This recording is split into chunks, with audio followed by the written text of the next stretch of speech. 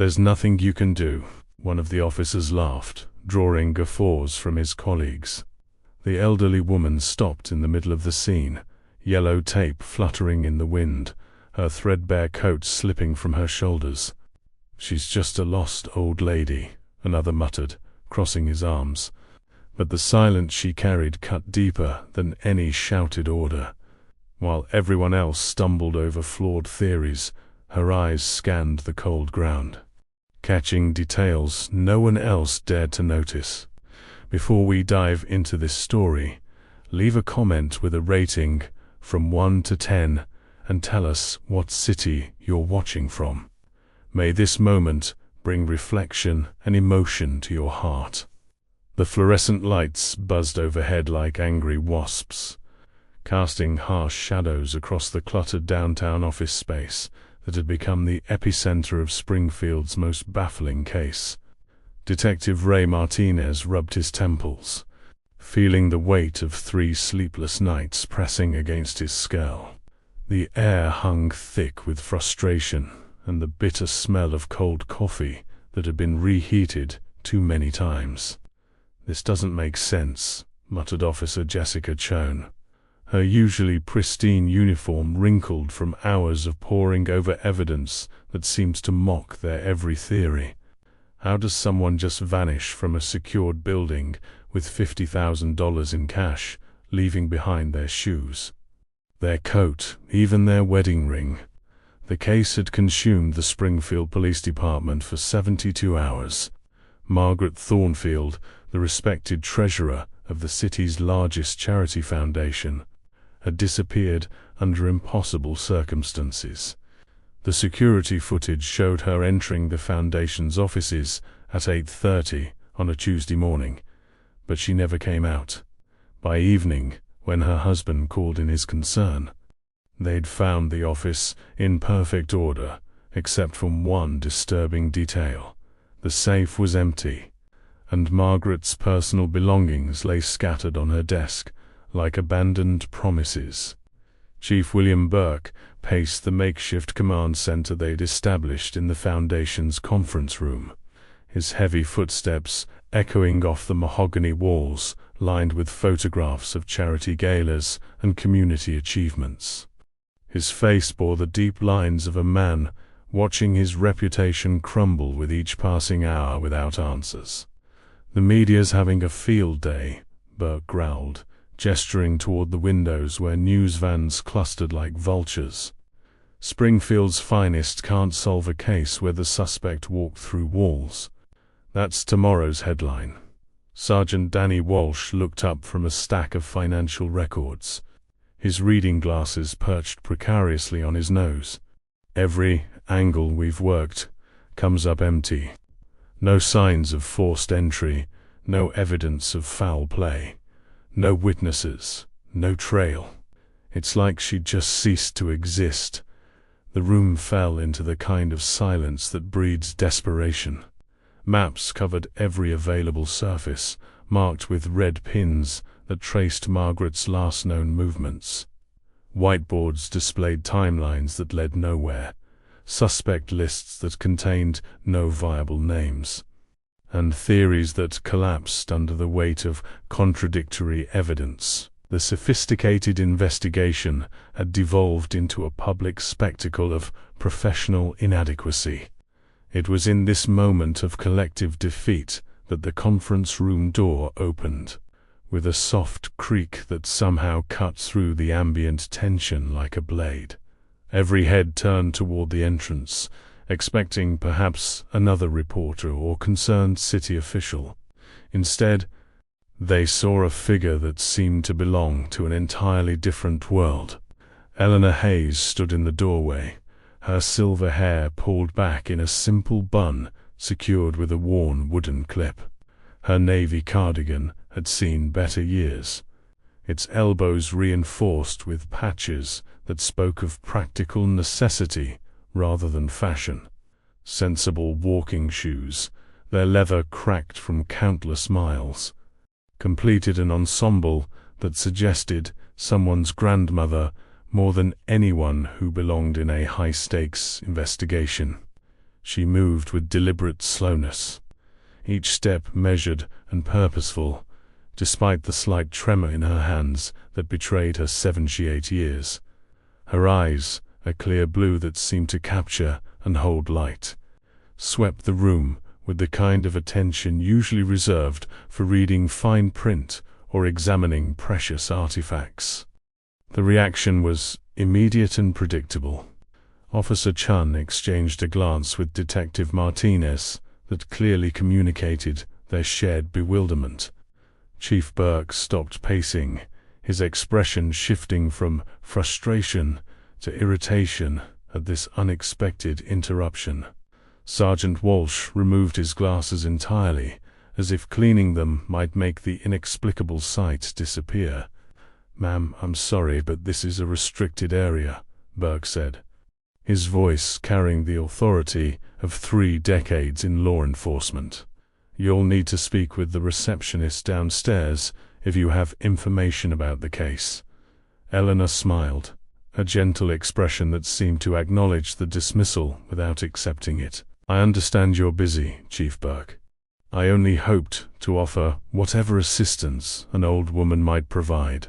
A sound escaped from somewhere in the room, a barely suppressed chuckle that might have come from Walsh or one of the junior officers standing near the evidence table. The idea of this elderly woman contributing to their sophisticated investigation struck them as absurd, a momentary comic relief in their professional tragedy.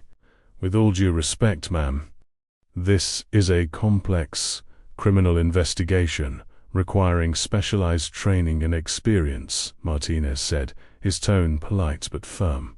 "Perhaps you could leave your contact information with—" "I've been watching the news reports," Eleanor interrupted gently, her voice carrying a quiet strength that somehow commanded attention despite its soft volume. "It seems poor Margaret has simply vanished." "How peculiar."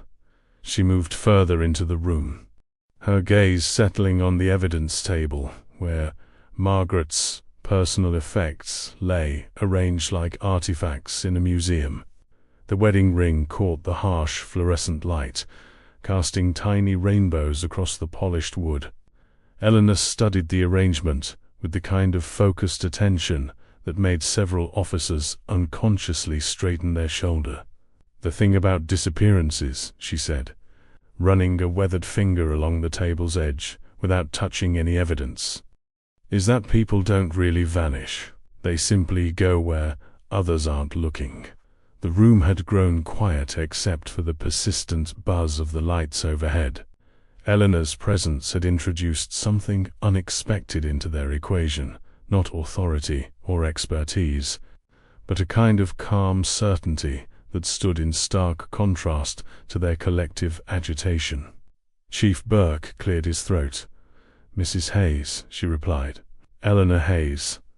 I live just down the street from Margaret Thornfield. Such a lovely woman. Always spoke to me at the grocery store, asked about my garden."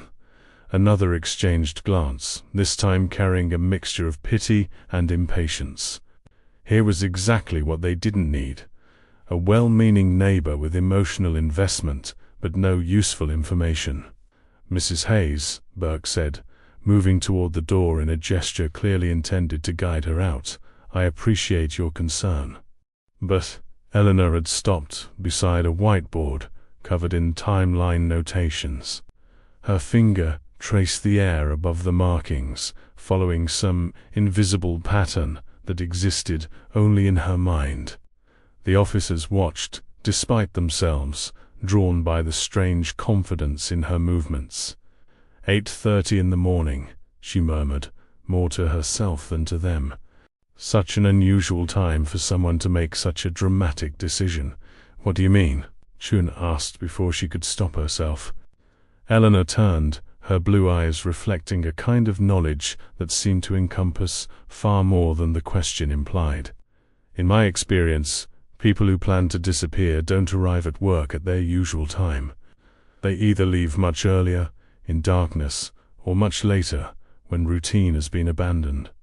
But 8:30 suggests someone who hadn't yet decided, someone who came to work planning to stay.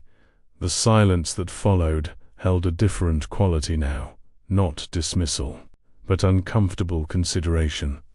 Eleanor had articulated something that none of their extensive analysis had addressed, the psychological timeline of Margaret's last morning. Burke found his voice first. "Mrs. Hayes, while I appreciate your insights, police investigations require evidence."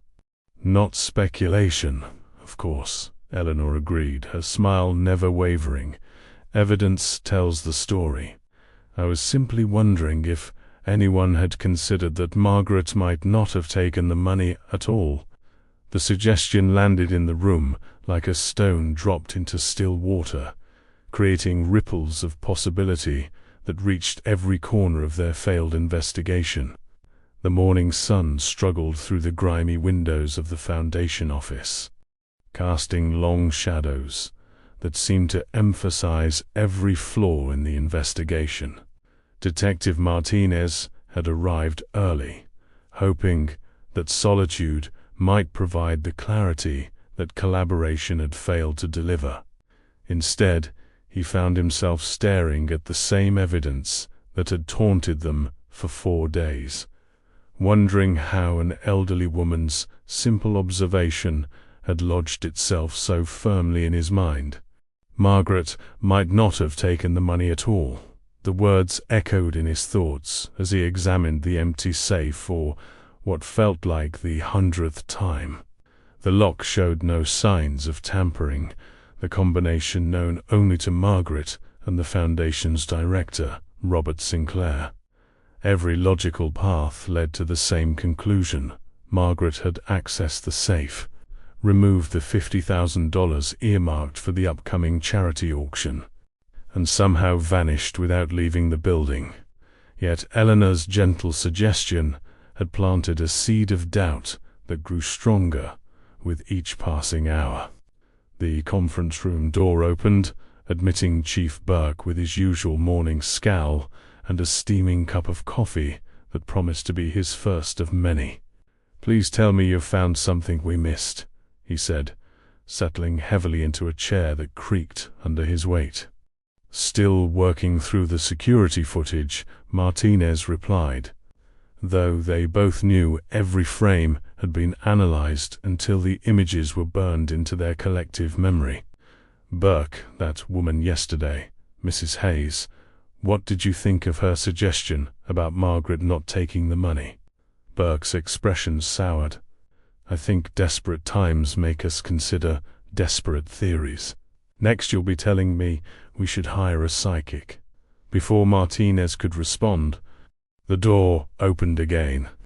Eleanor Hayes stepped through with the same quiet confidence that had marked her previous appearance, carrying a small wicker basket that seemed to belong in a different century. She wore a faded floral dress today, its modest hemline and careful mending speaking to a life lived with practical economy. "Good morning, gentlemen," she said, setting the basket on the conference table. "I brought fresh muffins from my kitchen. Blueberry.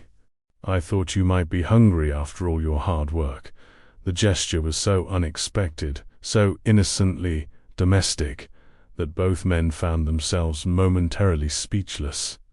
The rich scent of homemade baking filled the sterile air, creating an almost surreal contrast to the crime scene photographs and evidence bags that surrounded them. "Mrs. Hayes," Burke began, his voice carrying the strained patience of a man trying to maintain civility, "this is very kind. But I explained yesterday that civilians aren't permitted." "Oh, I am not here as a civilian," Eleanor interrupted, her tone remaining pleasantly conversational. "I'm here as someone who might have information relevant to your case." She moved to the window overlooking the building's rear parking area, her hands clasped behind her back as she gazed down at the asphalt surface marked with painted lines and scattered debris. "I take my morning walks at sunrise, you see. Have done for 40 years, rain or shine." Amazing what you notice when you're out before the world wakes up. Martinez felt something shift in his chest, a quickening that had nothing to do with caffeine. What kind of things do you notice, Mrs. Hayes? Well, for instance, I noticed that Margaret's car wasn't in her usual parking spot on Tuesday morning when I walked past at 6 o'clock. Curious, since she's parked there every weekday for the past 3 years. The words hit the room like a physical force. Burke's coffee cup stopped halfway to his lips. Martinez straightened in his chair, feeling the familiar tingle of a new lead opening before him. "You're certain about the time?" Martinez asked. "As certain as I am about sunrise," Eleanor replied, turning from the window with that same serene smile. "I've been taking the same route for decades." Margaret's blue Honda Civic license plate, beginning with Hop. I remember because it always reminded me of my late husband's favorite beer. It wasn't there Tuesday morning, but her usual spot was occupied by a red pickup truck I'd never seen before. Burke set his coffee down with deliberate care, the kind of movement that suggested he was fighting to maintain control. "Mrs. Hayes, why didn't you mention this yesterday?" "No one asked me about Margaret's car," Eleanor replied simply. "You were all focused on how she'd left the building, not how she'd arrived." The logic was so clear, so devastatingly obvious, that Martinez felt heat rise in his cheeks. They'd examined every detail of Margaret's movements inside the building, while completely ignoring the fact that her primary means of transportation was missing from its expected location. "Did you see who was driving the pickup truck?" he asked. Eleanor shook her head. "It was gone by the time I returned from my walk. But I did notice something else that morning that seemed odd at the time." Both men leaned forward unconsciously, drawn by the quiet authority in her voice.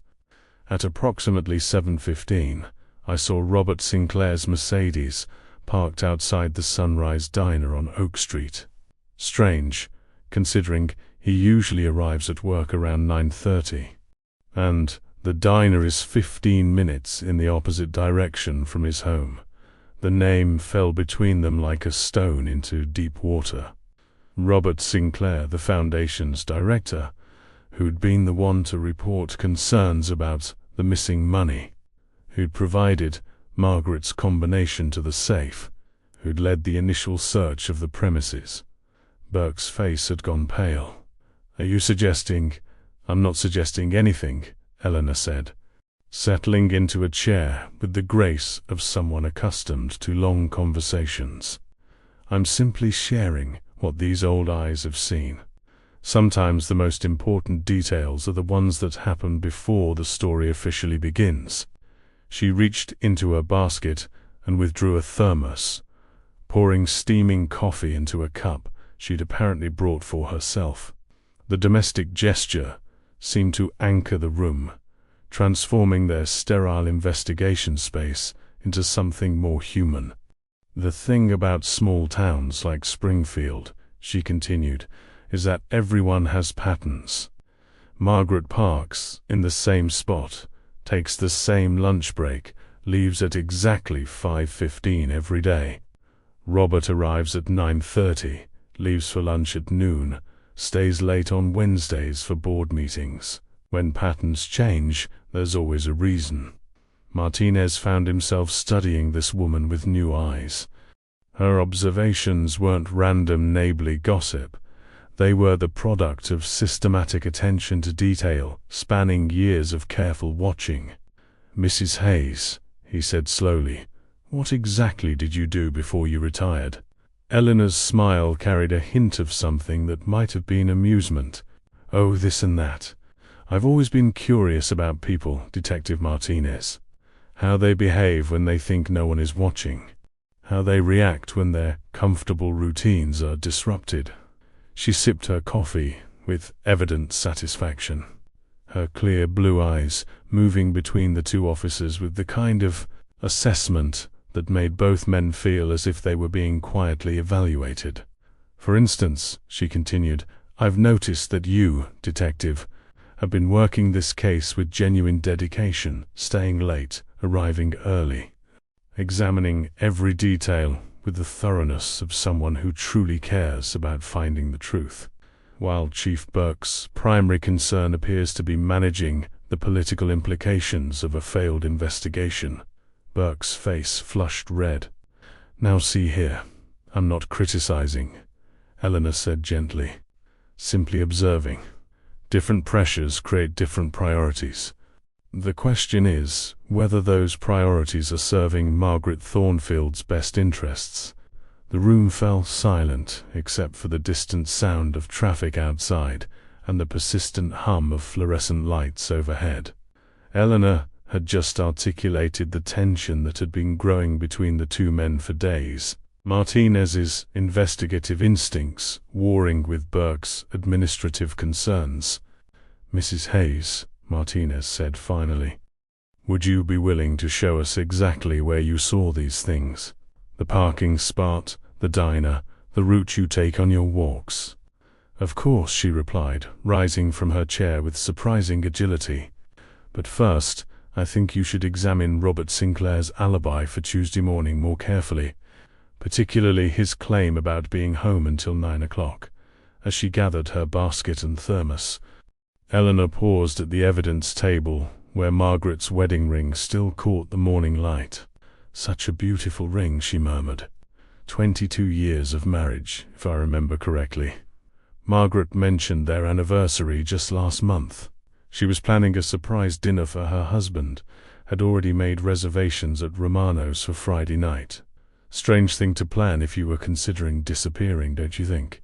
With that observation, Eleanor Hayes walked quietly from the room, leaving behind not just the lingering scent of blueberry muffins, but the growing certainty that their entire investigation had been built on a foundation of wrong assumptions. The Sunrise Diner squatted on Oak Street like a relic from a different era, its chrome exterior dulled by decades of weather, and its neon sign flickering with the irregular rhythm of failing electricity.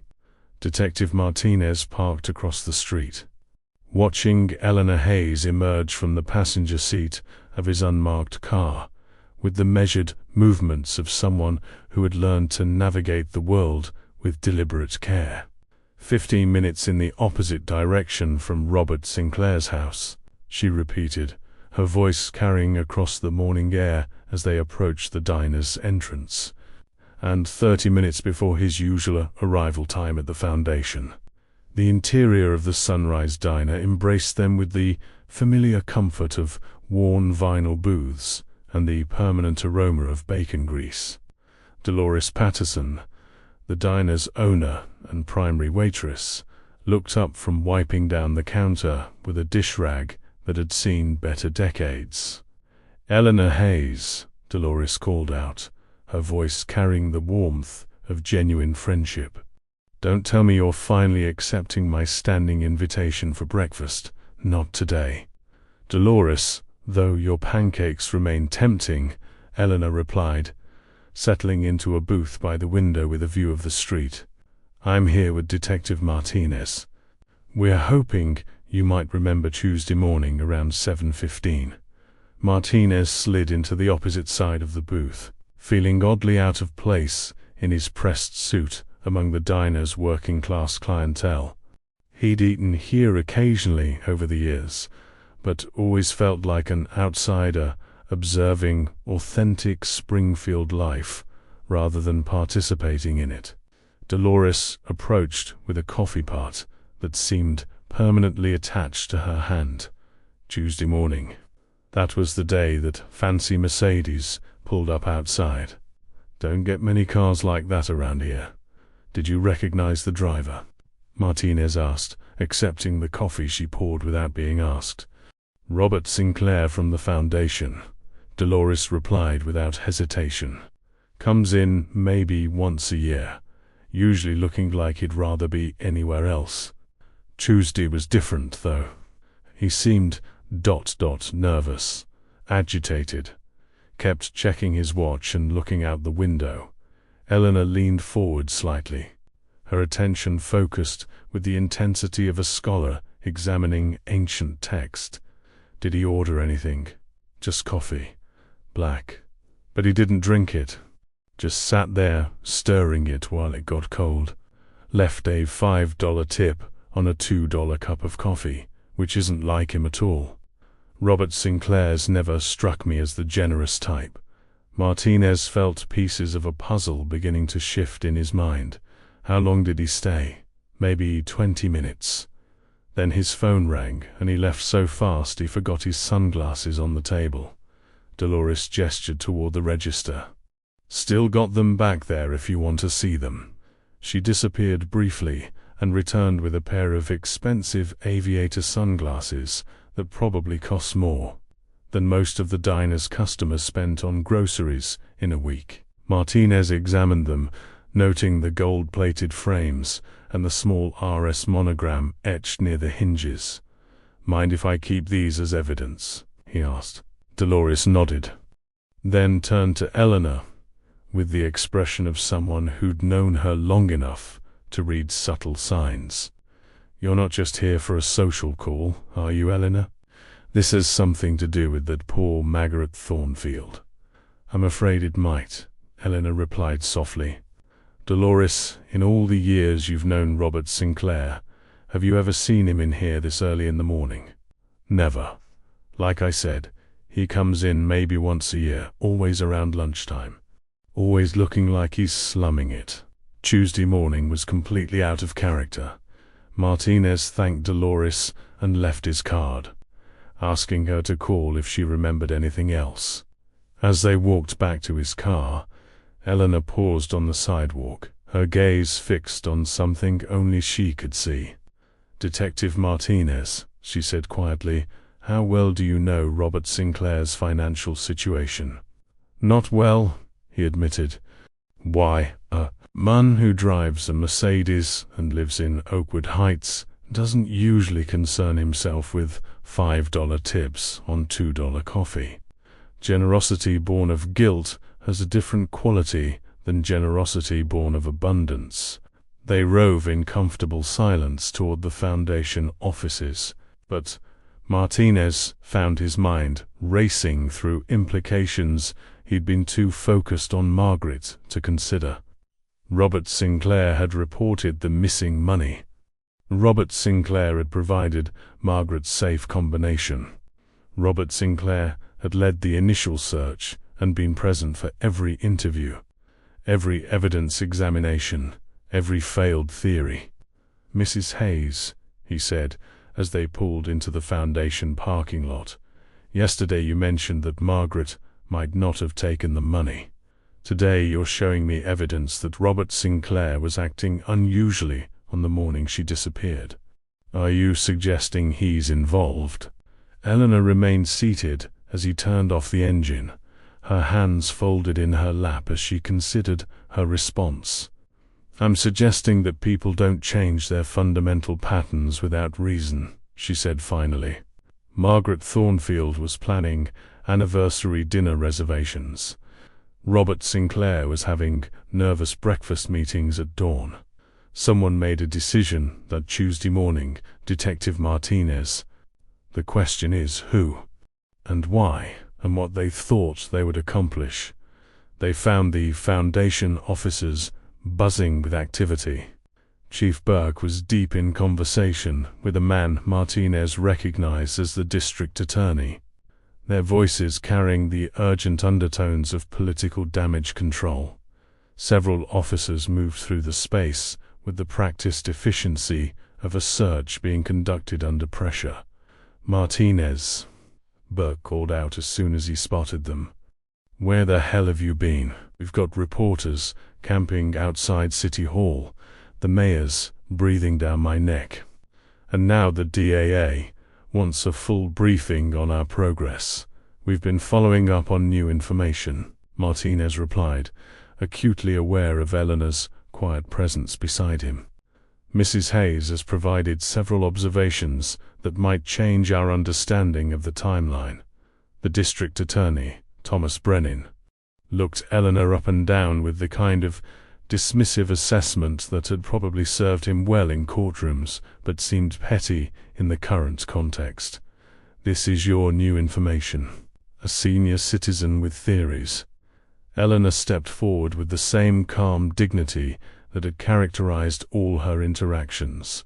"Mr. Brennan, I understand your skepticism. But I wonder if you might be interested to know that Robert Sinclair's alibi for Tuesday morning appears to be false." The room went still. Brennan's expression shifted from dismissal to sharp attention. "What do you mean?" "Mr. Sinclair claimed to be home until 9 o'clock Tuesday morning. However, multiple witnesses can place him at the Sunrise Diner on Oak Street at 7:15. Exhibiting behavior consistent with extreme anxiety." Burke's face had gone pale. "Martinez, please tell me you've verified this information." "I have. Dolores Patterson at the diner identified Sinclair positively. He left behind personal property that confirms his presence. His behavior was notably out of character, nervous, agitated, generous with money, in a way that suggests guilt rather than goodwill." Eleanor moved to the evidence table where Margaret's belongings still lay, arranged like artifacts of a life interrupted. She studied the wedding ring with the same focused attention she'd given everything else. But this time, Martinez noticed something different in her expression, a sadness that seemed to encompass more than the current case. "There's something else you should know," she said without looking up from the ring. Margaret Thornfield withdrew exactly $50,000 from her personal savings account on Monday afternoon. The bank records will show the transaction. The silence that followed was profound. Every assumption they'd built their investigation upon suddenly seemed as fragile as spun glass. "How could you possibly know that?" Brennan demanded. Eleanor looked up, her clear blue eyes meeting his gaze directly. "Because I was standing behind her in line at First National. We chatted while we waited. She seemed nervous about carrying so much cash, mentioned something about fixing a terrible mistake before someone got hurt." Martinez felt the world shift beneath his feet. "You're saying Margaret withdrew her own money?" "The same amount that was missing from the Foundation's safe." "I'm saying that perhaps we've been looking at this backwards," Eleanor replied. "Instead of asking how Margaret stole the money, perhaps we should be asking what she was trying to prevent by replacing it." The Foundation's main conference room had been transformed into an impromptu war room, with Chief Burke pacing like a caged animal, while Detective Martinez spread bank records across the mahogany table. The documents painted a story none of them had anticipated. Margaret Thornfield's personal savings account showed a $50,000 withdrawal at 3:47 p.m. on Monday, processed by teller Janet Morrison at First National Bank. "This changes everything," Martinez muttered, running his hands through his hair. If Margaret was replacing money rather than stealing it, then someone else had already taken it from the Foundation safe. Eleanor sat quietly in a corner chair, her weathered hands wrapped around a cup of tea she'd prepared from a bag in her seemingly endless supply of domestic provisions. She watched the flurry of activity with the patient attention of someone who understood that revelation came in waves, each one requiring time to fully comprehend. District Attorney Brennan leaned over the bank records, his political instincts warring with the implications of what they revealed. "This is all circumstantial. For all we know, Margaret staged her own disappearance to cover theft from both the Foundation and her personal account." "With respect, Mr. Brennan," Eleanor interjected softly, "that theory requires us to believe that Margaret planned to vanish, yet made dinner reservations for her anniversary, scheduled a dentist appointment for Thursday, and left her coat, shoes, and wedding ring behind. It also requires us to ignore Robert Sinclair's false alibi and unusual behavior. She rose from a chair and approached the evidence table where Margaret's personal effects remained arranged with forensic precision. Her fingers hovered over the wedding ring without touching it, as if drawing some invisible truth from its polished surface. "There's something else," she continued, her voice carrying a weight that made everyone in the room lean forward unconsciously. "Margaret mentioned to me at the bank that she was fixing a terrible mistake before someone got hurt. Those were her exact words. In my experience, people don't use that kind of language to describe their own crimes. They use it to describe someone else's." Burke stopped pacing. "Are you suggesting Robert Sinclair stole the foundation money first, and Margaret discovered it?" "I'm suggesting that Margaret Thornfield was a woman of exceptional integrity, trying to protect someone she cared about from the consequences of a terrible decision," Eleanor replied. "The question is whether that someone deserved her sacrifice." As if summoned by the mention of his name, Robert Sinclair appeared in the conference room doorway. He was a man who usually commanded attention through his careful grooming and expensive clothes. But today, his appearance suggested someone who'd slept poorly and dressed in haste. His silk tie hung slightly crooked. His usually perfect hair showed signs of anxious finger-combing, and his designer suit couldn't quite disguise the weight he'd lost over the past few days. "Chief Burke," he said, his voice carrying forced authority, "I came as soon as I heard you wanted to speak with me again. I hope you understand how difficult this situation has been for the Foundation. Our donors are beginning to ask uncomfortable questions." Eleanor studied Sinclair with the same quiet intensity she'd applied to everything else, her clear blue eyes taking in details that others might miss. Martinez noticed her attention focus particularly on Sinclair's hands, which showed the slight tremor of someone under extreme stress. "Mr. Sinclair," Burke began, "we need to clarify some inconsistencies in your statement about Tuesday morning." "Inconsistencies?" Sinclair's laugh carried a forced quality. "I've been completely cooperative with your investigation. If there are inconsistencies, perhaps they reflect the inadequacy of your investigative methods, rather than problems with my memory." The words hung in the air like a challenge, revealing an arrogance that seemed particularly ill-timed given the circumstances. Eleanor stepped forward with the measured movement of someone who'd made a decision. "Mr. Sinclair," she said quietly, "you were at the Sunrise Diner at 7:15 Tuesday morning. You appeared agitated, left a generous tip on untouched coffee, and forgot your sunglasses when you departed hastily after receiving a phone call. This contradicts your statement that you were home until 9 o'clock. Sinclair's face flushed red, his composure cracking like ice under pressure. "Who are you? What gives you the right to question me?"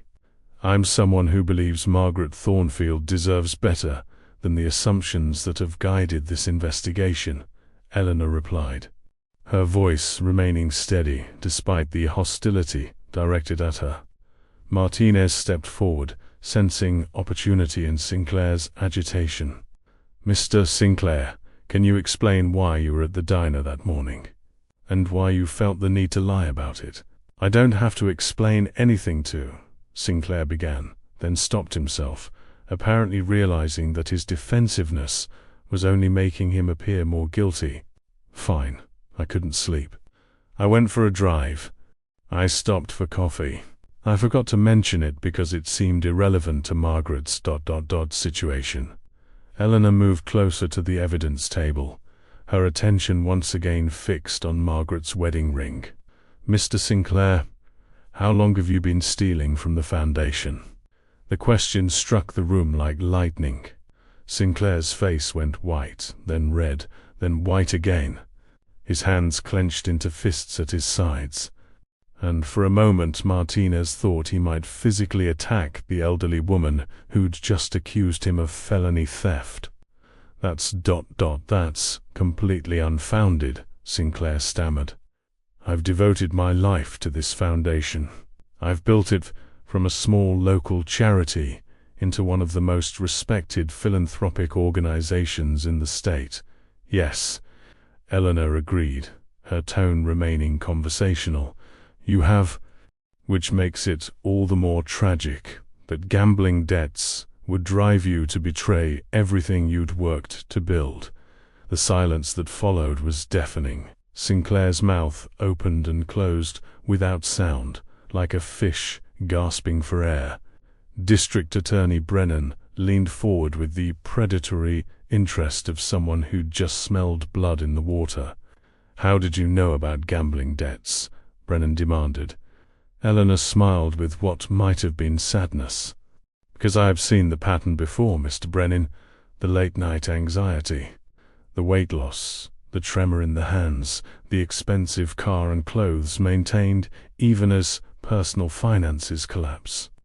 Robert Sinclair has been living beyond his means for some time, maintaining appearances while quietly drowning in debt.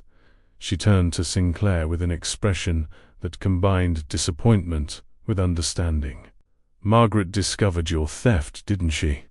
She realized money was missing from the foundation accounts, and rather than destroy your life by reporting it, she tried to replace it with her own savings. That's why she withdrew $50,000 on Monday. She was trying to protect you. Sinclair's composure finally shattered completely. He collapsed into a chair, his head in his hands, his shoulders shaking with what might have been sobs, or laughter, or both. She wasn't supposed to be there Tuesday morning, he whispered. She usually comes in at 9:30. I was going to put the money back, make it look like a bookkeeping error. Let everyone assume it had been misplaced rather than stolen. Martinez felt pieces clicking into place with mechanical precision. But she came in early. She caught you replacing the money she'd withdrawn to cover your theft. She was so angry, Sinclair continued, his voice muffled by his hands. Not about the money, but about what I'd put her through. She said she'd spent all night worrying about how to fix my mistake without destroying my reputation.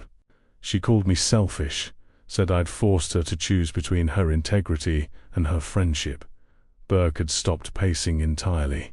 His attention focused on Sinclair with the intensity of a hunter who'd finally cornered his prey. What happened next, Robert? Sinclair looked up, his eyes red-rimmed and desperate. She left. She said she needed time to think, time to decide whether our friendship was worth protecting, someone who would let her sacrifice everything to cover his mistakes. She took her purse and walked out. That's the last time I saw her. Eleanor stepped forward, her voice gentler now, carrying the tone of someone who understood the weight of confession. Robert, she said quietly, where is Margaret now? The afternoon sun slanted through the Venetian blinds of the Foundation conference room, casting parallel shadows across Robert Sinclair's tear-stained face. He sat hunched in his chair like a man who'd been carrying an impossible weight for too long and had finally allowed it to crush him completely. Detective Martinez positioned himself across the table, his recorder placed prominently between them, while Chief Burke maintained his position by the window, as if distance might provide some protection from the confession they all knew was coming. Eleanor Hayes remained in her corner chair, but her earlier quiet observation had transformed into something more active. She leaned forward slightly, her weathered hands clasped together, her clear blue eyes fixed on Sinclair with an expression that combined compassion with unwavering determination. Robert, she said softly, Margaret is still alive, isn't she? The question hung in the air like a prayer. Sinclair's head snapped up, his eyes meeting Eleanor's with a mixture of surprise, and something that might have been relief. "Yes," he whispered, the word escaping him like air from a punctured balloon. She's safe. I would never hurt Margaret. Never." Martinez felt his pulse quicken. "Where is she, Robert?" Sinclair wiped his eyes with the back of his hand, leaving his expensive suit sleeve wrinkled and stained. "My cabin in the Berkshires. About 2 hours north of here. She's been there since Tuesday morning." "Against her will?" Burke demanded, his voice sharp with the implications of kidnapping charges. "No," Sinclair said quickly, then paused, his expression growing more complicated. "Yes, I mean ... It started as no, but became yes when she tried to leave." Eleanor stood and moved to pour water from a pitcher on the side table, offering the glass to Sinclair with a gesture so naturally maternal that it seemed to break through some final barrier in his resistance. "Tell us what happened Tuesday morning," she said, settling back into her chair. "All of it, Robert. The truth will serve Margaret better than any lie you might construct to protect yourself." Sinclair accepted the water gratefully, his hand shaking slightly as he raised it to his lips. When he began to speak, his voice carried the hollow quality of someone recounting a nightmare. "I got to the office at 7:30, planning to put Margaret's money back in the safe and create some kind of paperwork trail that would explain the temporary discrepancy. I'd been awake all night, trying to figure out how to undo what I'd done without destroying everything I'd built." He paused, staring at his reflection in the water glass. "The gambling started small. Just weekend poker games with some business associates. But the amounts kept growing, and my luck kept getting worse. Before I knew it, I owed people who don't accept excuses or payment plans."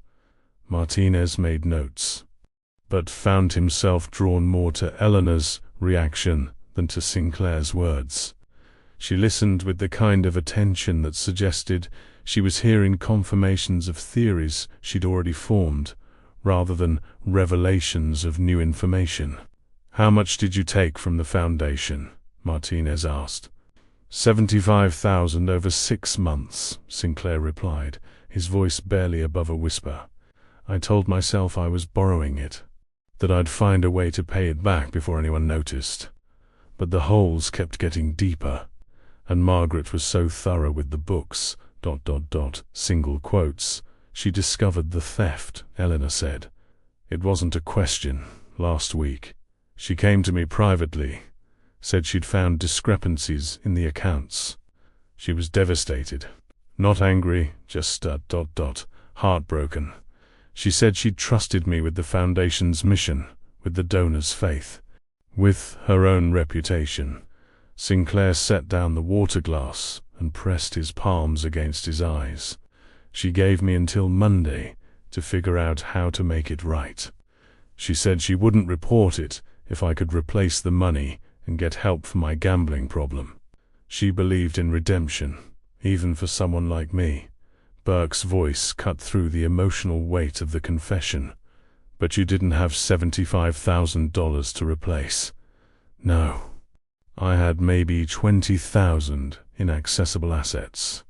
Everything else was tied up in the house, the car, investments I couldn't liquidate quickly.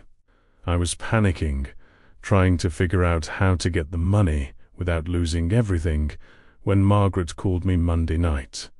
Eleanor leaned forward. "What did she say?" "She said she'd found a solution. She was going to withdraw $50,000 from her personal savings to cover most of the theft, and we'd work together to replace the remaining $25,000 over time. She said she couldn't let the Foundation suffer because of my mistakes, couldn't let the charity programs be damaged by my selfishness." The room fell quiet except for the distant sound of traffic outside. Martinez found himself struggling to reconcile the image of Margaret as a thief with this portrait of a woman sacrificing her own financial security to protect an organization she loved. So Tuesday morning, Eleanor prompted gently. I was supposed to meet her at the office at 8:30. She was going to bring the cash, we were going to put it in the safe, and she was going to help me create documentation that would explain the temporary accounting error. But when I got there at 7:30 to prepare everything, she was already waiting. Sinclair's voice grew strained. She'd been there since 7, she said. Couldn't sleep. Wanted to get it over with. She had the money in an envelope in her purse, $50,000 in cash. But she looked terrible, like she'd been crying all night. What did she say? Martinez asked. She said she'd been thinking about what we were doing, about the lies we'd have to tell, the deception we'd have to maintain. She said she couldn't live with covering up my crime, even to protect the foundation. She said I needed to face the consequences of my choices, and she needed to report what I'd done. Eleanor nodded, as if this confirmed something she'd suspected. And you couldn't let her do that. I begged her, Sinclair said, his voice breaking. I told her about the people I owed money to, what they would do to me if they didn't get paid. I promised I'd get help, promised I'd never gamble again, promised I'd find a way to pay back every penny. But she said promises weren't enough anymore. She said trust, once broken, couldn't be repaired with words. He looked up at Eleanor with desperate eyes. She was going to call the police right there from the office. She had her phone in her hand, was dialing, when I took it from her. Took her phone. Burke stepped forward, his hand instinctively moving toward his weapon. I didn't hurt her, Sinclair said quickly. I just grabbed her phone. Told her we needed to talk more, that there had to be another solution. But she said no, said she was leaving to call the police from somewhere else. She walked toward the door, and single quotes, you stopped her, Eleanor said quietly. I blocked her path, told her I couldn't let her leave. She was so small, and I was desperate, and I didn't think about what I was doing. I just knew I couldn't let her make that call. Martinez felt the familiar chill of a case shifting from missing persons to criminal detention. What happened next, Robert? She tried to get past me, and I grabbed her arm. Not hard, just to stop her from leaving. But she looked at me like she'd never seen me before, like I'd become someone completely different. She said, Robert, you're scaring me. And I realized what I was doing. Realized I'd become exactly the kind of person she was trying to protect the foundation from. Sinclair buried his face in his hands again. I let her go, but she didn't run. She just stood there looking at me, and she said, you need help, Robert, professional help, and I can't be the one to give it to you. She started walking toward the door again, and I told her I'd hurt myself if she left. Told her I'd rather die than face the consequences of what I'd done. Eleanor's expression had grown very still. And Margaret believed you. She stopped, turned round, asked if I meant it. I said yes, even though I don't think I did. I was just desperate, saying anything to make her stay. But Margaret couldn't bear the thought that her decision might drive someone to self-harm, so she agreed to delay calling the police. Martinez asked. She said she'd come with me to my cabin, help me think through alternatives, help me find a way to face what I'd done without destroying myself in the process. She said we'd have 24 hours to find a solution that didn't involve prison or worse. Buck's voice carried the weight of professional disappointment, but 24 hours became longer. Sinclair nodded miserably. We drove to the cabin Tuesday morning. Margaret spent the whole day trying to convince me to turn myself in, to trust that the legal system would be fair, that my cooperation might lead to rehabilitation rather than just punishment. But every time she talked about leaving, about making the call, I would break down, threaten to hurt myself, tell her I couldn't survive prison, And she stayed because she cared about you, Eleanor said, her voice carrying deep sadness. She stayed because she's a good person trapped by someone else's manipulation, Sinclair replied, his voice filled with self-loathing. I kept her there through emotional blackmail, through threats I probably wouldn't have carried out, through playing on her compassion and her fear that I might harm myself if she left. Eleanor stood and walked to the window, her silhouette framed by the afternoon light. When she spoke, her words carried the weight of hard-earned wisdom. Robert, she said without turning around, you've kept Margaret prisoner for 4 days through psychological manipulation and threats of self-harm. You've destroyed her reputation, traumatized her family, and damaged an organization she loved. The question now is whether you're finally ready to stop compounding those crimes by continuing this deception. She turned to face him, her clear blue eyes reflecting a strength that seemed to encompass far more than her elderly frame should have been able to contain. Where exactly is your cabin? And how do we get Margaret home safely? The Massachusetts State Police helicopter descended toward the remote cabin like salvation itself, its rotor wash bending pine trees into impossible angles.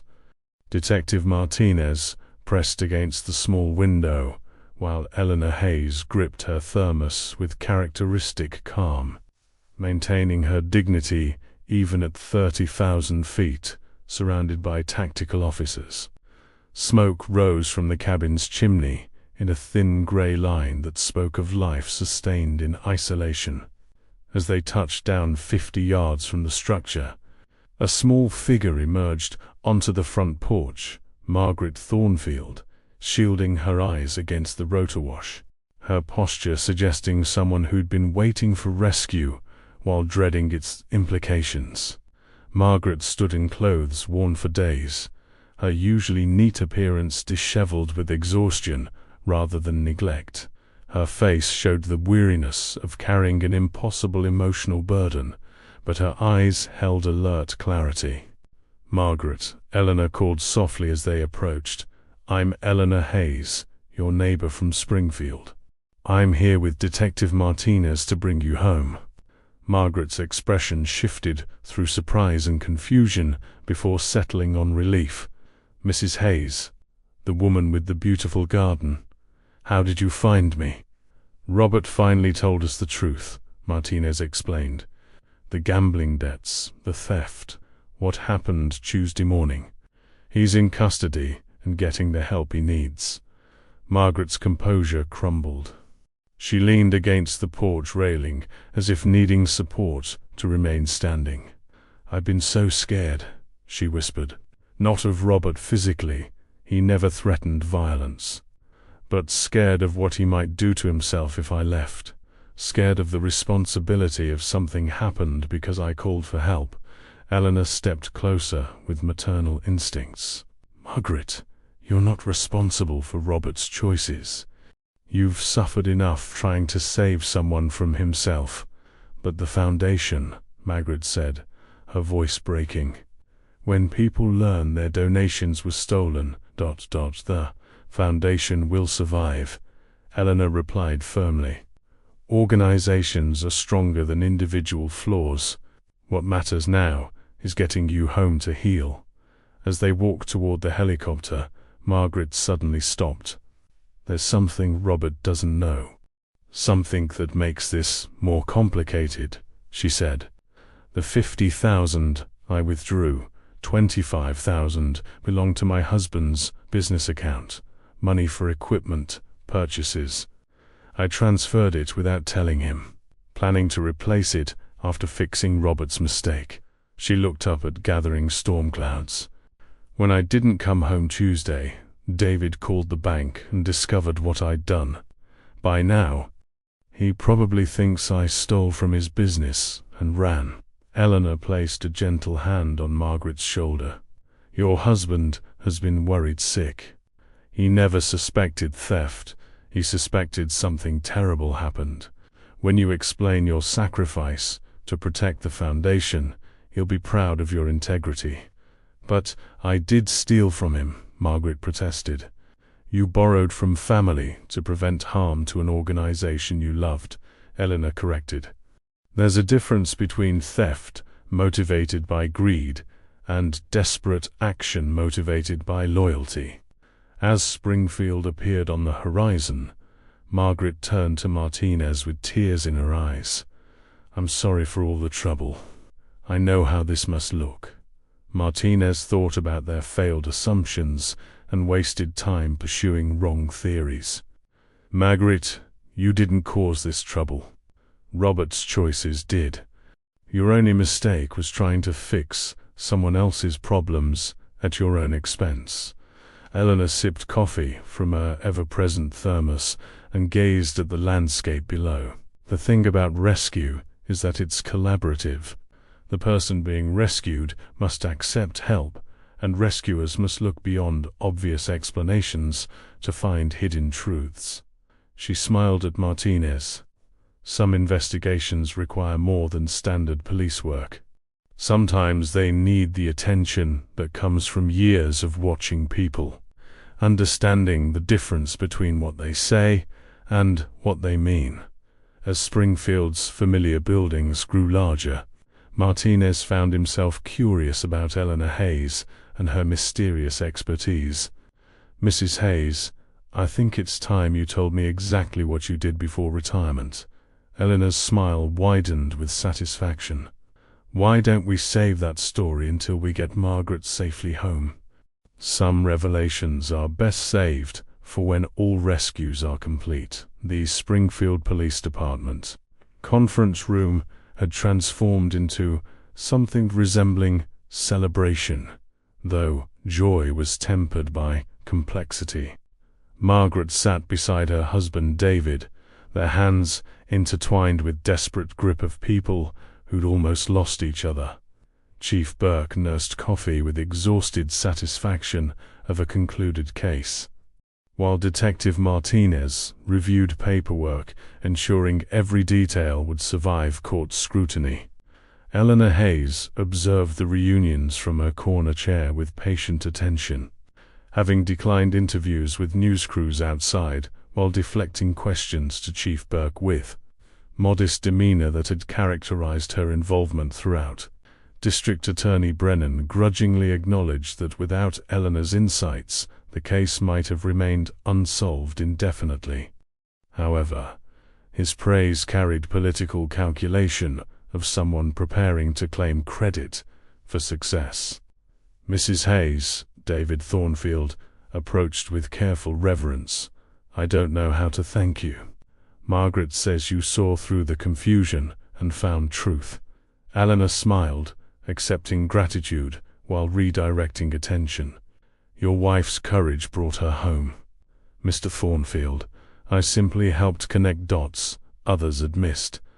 Martinez looked up from paperwork. Mrs. Hayes, we've been patient enough. It's time you told us who you really are.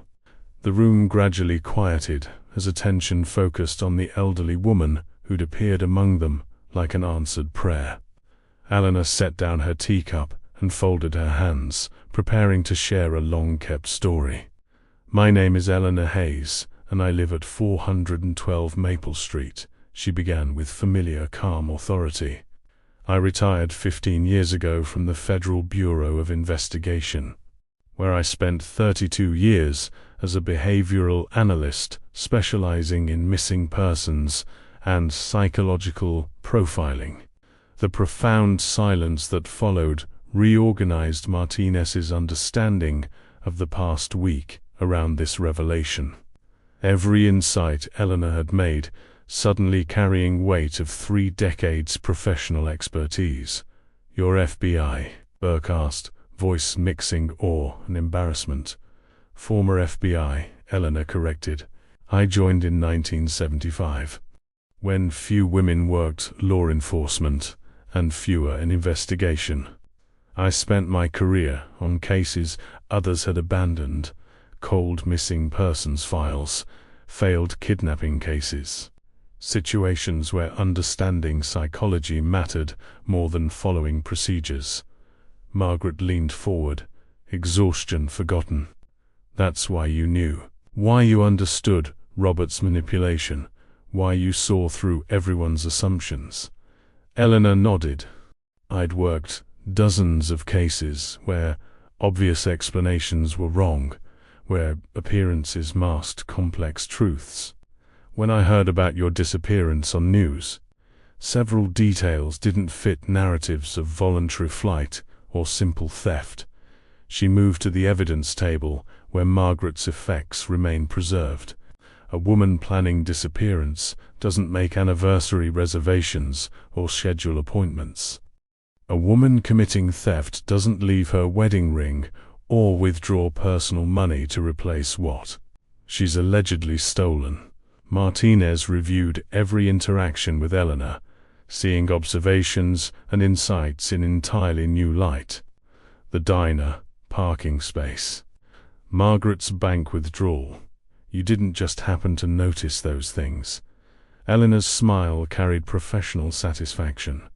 Detective Martinez, 30 years tracking missing persons, develops instincts about human behavior that becomes second nature. I knew Margaret wasn't a flight risk, because nothing in her behavioral pattern suggested someone preparing to abandon life. I knew Robert was lying because guilty people create unnecessarily complex alibis. She held up Margaret's wedding ring to catch fluorescent light. Mostly. I knew this case required looking beyond obvious, because obvious explanation served everyone's convenience except Margaret's innocence. Police departments like cases closing quickly. District attorneys like cases not requiring complex prosecution. Eleanor set the ring down gently. Margaret Thornfield deserved better than convenient assumptions. She deserved investigation examining her character, choices, relationships, and values rather than superficial evidence suggesting guilt. Chief Burke's face reddened. This is highly irregular. You conducted unauthorized investigation, withheld identity from officers, interfered with active case. Eleanor met his gaze directly. Chief Burke, I offered observations to struggling investigators. I never claimed unearned authority, never impersonated active agents, never compromised evidence or rights. I provided analytical perspective from experience. Her expression softened, and I helped bring Margaret home safely while ensuring Robert received needed intervention rather than just deserved punishment. District Attorney Brennan stepped forward, calculating implications. Your assistance has been invaluable. I hope you'll consider consulting on other difficult cases. Eleanor shook her head with gentle firmness. I'm retired. I moved to Springfield to tend garden, read mysteries, and enjoy peace from no longer carrying weight of others' darkest moments. She looked around the room. This case was an exception, not return to service. I became involved because I knew Margaret personally, because assumptions prevented proper investigation, and because sometimes experience must speak when justice requires it. Martinez approached with due respect. Before you return to retirement, would you teach me some of what you learned in 30 years of federal service? Eleanor's smile carried genuine warmth. That could be arranged. But reading people requires constant practice and occasional humility about limits of what we can truly know about each other. She gathered her belongings, preparing to leave as quietly as she'd appeared. The most important lesson from 3 decades of federal service is that truth is usually simpler than our theories, but more complex than our assumptions. Margaret's case wasn't solved through sophisticated techniques. It was solved by paying attention to details revealing character rather than just evidence. 3 months later, Springfield had settled into a comfortable rhythm of a city that had weathered crises and emerged stronger. The foundation had survived scandal and experienced unexpected donations surged from community members inspired by Margaret's integrity. Detective Martinez parked outside 412 Maple Street on a Saturday morning carrying the crisp promise of autumn. Eleanor Hayes knelt among chrysanthemums in gardening clothes, achieving perfect balance between practicality and dignity. Her silver hair was covered by a wide-brimmed hat. Weathered hands, moving among plants with gentle confidence of someone understanding growing things. "Detective Martinez," she called, looking up with obvious pleasure. "I wondered when you'd take me up on professional development conversations." Martinez approached the garden gate, struck by how perfectly the setting suited the woman he'd come to know. Everything reflected the same careful attention, patient observation, and quiet strength characterizing her approach to Margaret's case. "I brought coffee and case files I hoped you might help me understand," he said. Eleanor rose carefully, removing gardening gloves to open the gate and gesture toward patio furniture beneath an old oak tree. "I have fresh apple cake and all the time in the world," she said, settling comfortably. Martinez opened a missing persons file involving 16-year-old Sarah Chun, honor student who'd disappeared after arguing with parents about college plans. Eleanor studied photographs and reports with methodical attention. "Has anyone examined her recent artwork for emotional themes?" Eleanor asked after learning about the college versus art school conflict. "We interviewed friends and teachers about her plans, but didn't consider her artwork," Martinez admitted. "People express deepest feelings through whatever medium gives them voice. Sarah's art might reveal whether she's running towards something or away from something." Eleanor pointed to a photograph of Sarah's remarkably neat bedroom. "People fleeing in anger usually leave evidence of internal chaos. But look, her diary is positioned where anyone entering would naturally see it. Teenagers hiding intentions don't display personal journals for parental discovery." The observation struck Martinez with revelatory force. "You think she wants them to read it?" "I think she's trying to help them understand feelings that direct conversation couldn't accomplish. The question is whether Sarah's gesture involves actual disappearance or just its appearance." Eleanor moved to tend roses requiring attention. "Have you checked whether Sarah actually left Springfield? Or whether she's staying somewhere local while waiting for parents to process whatever message she left?" Martinez felt possibilities opening. Their search had focused on departure points, assuming disappearance meant leaving town. "Check with her art teacher about friends in local artistic community," Eleanor suggested while pruning carefully. "Check for supportive adult mentors through volunteer work. Most importantly, check whether parents have read that diary. Sometimes, disappearance solution is as simple as understanding the message."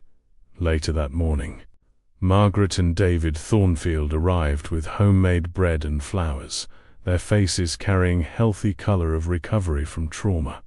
"We wanted to share news," Margaret announced. "The foundation board asked me to serve as interim director while searching for Robert's replacement, and I'm expanding into non-profit financial consulting," David added. "Helping organizations establish oversight, preventing what happened to us." Eleanor's smile reflected genuine pleasure. "You've both found ways to transform difficult experience into meaningful service." "We learned from watching you," Margaret replied. "How you used professional expertise to help someone in need despite earning peaceful retirement. It inspired us to think about how our experience might benefit others." Chief Burke arrived carrying an official document, a city resolution recognizing Eleanor's assistance and inviting her to serve as consulting advisor. "This is very kind," Eleanor said after reading the formal praise, "but I'm retired. I helped with Margaret's case because I knew her personally, and the situation required immediate intervention. Burke shifted uncomfortably. The Thornfield case generated significant positive publicity. State police want details about our methods. The FBI asked about our consulting relationships. Eleanor closed the folder. I didn't leave the FBI to join another law enforcement organization. I left to tend this garden and enjoy peace from not carrying active cases' weight. She gestured towards surrounding flower beds. However, I'm willing to serve as informal resource for officers who might benefit from discussing investigative approaches with someone experienced in complex cases. Martinez felt excitement about learning from proven expertise. Eleanor was offering not case consultation, but guidance, developing skills and instincts, making him a better investigator. Then I suggest regular conversations about investigative techniques, human psychology, and seeing patterns others miss, Eleanor said. Not formal consultation, but professional development benefiting everyone. As afternoon progressed, neighbors stopped by Eleanor's garden, drawn by gathering and community sense radiating from her property. Children played among flower beds, while adults shared stories, creating informal support networks small towns excel at when functioning well. Martinez called Eleanor that evening about Sarah Chun. You were right, she's been staying with a graduate student, running art therapy sessions, waiting for parents to read her diary and understand her college feelings.